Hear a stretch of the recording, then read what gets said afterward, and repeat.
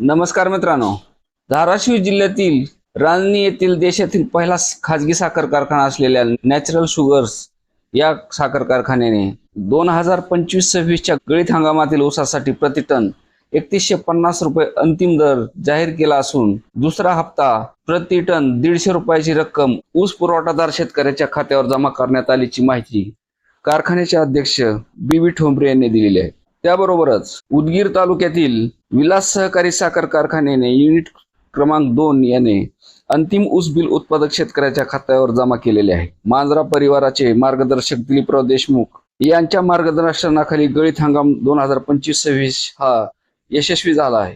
यामध्ये गाळपास आलेल्या ऊसाला प्रति टन 3131 रुपये प्रमाणे अंतिम ऊस दर निश्चित झाला असून यापूर्वी ऊस पुरवठादार शेतकऱ्यांना 2850 प्रति टन प्रमाणे ऊस बिल अदा केले होते।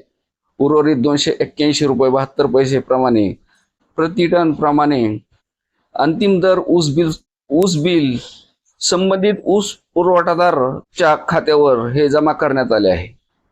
राज्यातील विविध कारखाने आता त्या कारखान्याचे अंतिम दर हे जाहीर करीत असून दुसऱ्या हप्त्याचे म्हणजेच अंतिम ऊसाचे बिल हे शेतकऱ्याच्या खात्यावर जमा करण्यास आता सुरुवात झाली आहे। विकास सहकारी साखर कारखान्याच्या हंगामात 5,941 टन ऊसाची गाळप करून 4,86,800 क्विंटल साखरेचे उत्पादन केले आहे। तर नॅचरल उद्योग समूहाने दरवर्षीप्रमाणे यंदाही शेतकऱ्याच्या हिताचा विचार करून ऊसाला त्या भागातील जास्तीत जास्त दर देण्याचा प्रयत्न केला आहे।